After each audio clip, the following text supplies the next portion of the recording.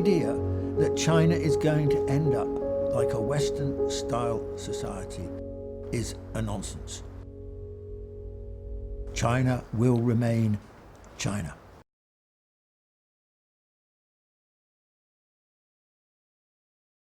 I think that the United States is now just beginning to come to terms with the idea that it's in decline.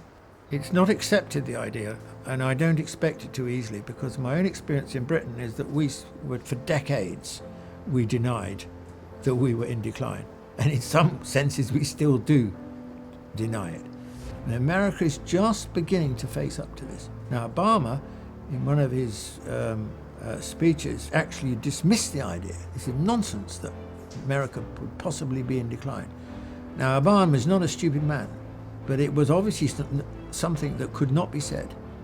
The American public would not tolerate the idea of a politician saying that the country's in decline without it affecting his popularity. So Trump, in a sense, is the first president and the first, American leader who, in a sense, has admitted that America's in decline. Of course, his notion of decline is one that can be reversed by him.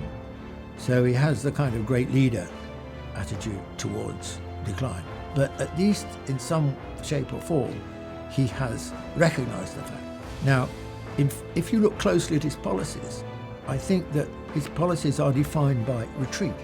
Retreat from agreements that have been made in the past, retreat from the extent to which America has been shaping and influencing the world and leading lots of multilateral bodies and so on.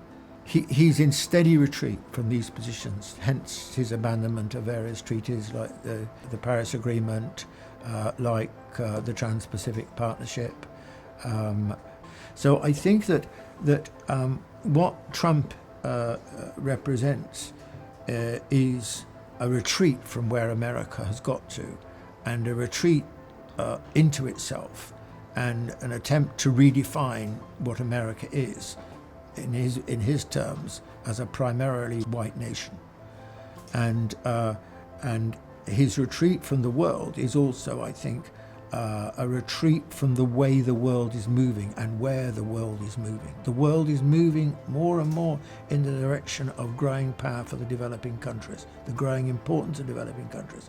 So he would absolutely set its face against reforming international institutions which enable them to have more power, because Trump's whole point is we want negotiations, we want bargains, we want deals on our terms, not on other countries' terms. So I think that what Trump represents is a reactionary response to the rise of China, I say that, to the rise of China and to the rise of the developing world.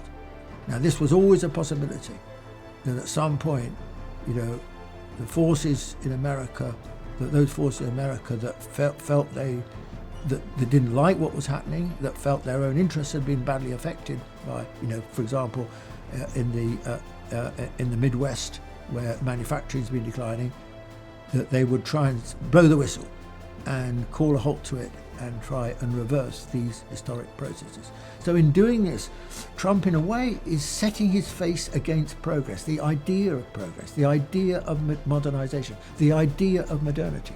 I mean, look who he's backing, for example. The constituency he was obviously speaking to in that terrible UN speech were his support base in the Midwest and around America. And who are they? They are people, I feel sorry for them in some ways. They're people who've done really badly out of globalization.